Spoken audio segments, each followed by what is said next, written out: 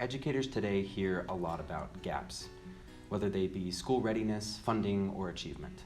But still, modern classrooms have another gap that often goes unnoticed: the cultural gap between students and teachers.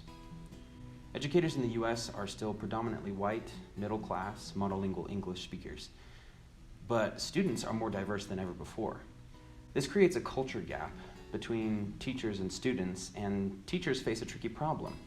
How do they adapt their interactions to connect with all their students, especially those who don't share their culture or home language? Now, many teachers are learning that colorblindness and the golden rule aren't really solutions because culture matters.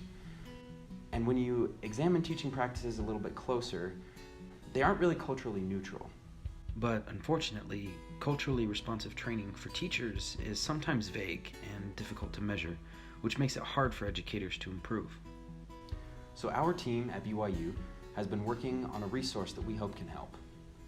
Making Meaning is an open educational resource that breaks up equitable teaching into a series of practices that are defined and measurable, like language use or content connections. Let's take a closer look. This resource is hosted on edtechbooks.org, which means it's totally free and open for anyone to access without a login. While the book isn't finished yet, each chapter is being developed with the help of teachers and will be published as it is completed. And each chapter covers one of 9 equitable teaching dimensions, complete with specific indicators and examples. These are concrete examples that teachers can plan for, observe, measure, and work on collaboratively, making it pretty ideal for grade level groups and professional development. For example, what are the best practices for welcoming diverse languages into the classroom? The language use chapter divides it up into instructional discourse and social conversations, including how to encourage students to use their everyday languages in constructive ways and how to create a welcoming classroom climate for language. The chapter has examples, learning checks, illustrated scenarios and resources, along with advice for how teachers can start practicing wherever they are with the lessons they already have. Finally, EdTech Books enables us to continually update the chapters, which means we can add useful content like real classroom videos as they're created.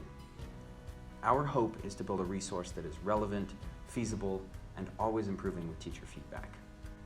If you're curious, you can explore for yourself by reading the first few chapters at edtechbooks/equitable_teaching. If you want to help us write the book, we'd love to work with you. Our contact info is at the end of each chapter. Remember that culture is more than just holidays and recipes. It's a central part of each of our identities, part of the invisible backpack that students and teachers carry to school each day. We believe that equitable teaching practices help to bridge the culture gap and remove barriers to learning for all students. And we hope this resource will help to make those practices a little more accessible as teachers invest in a more equitable future.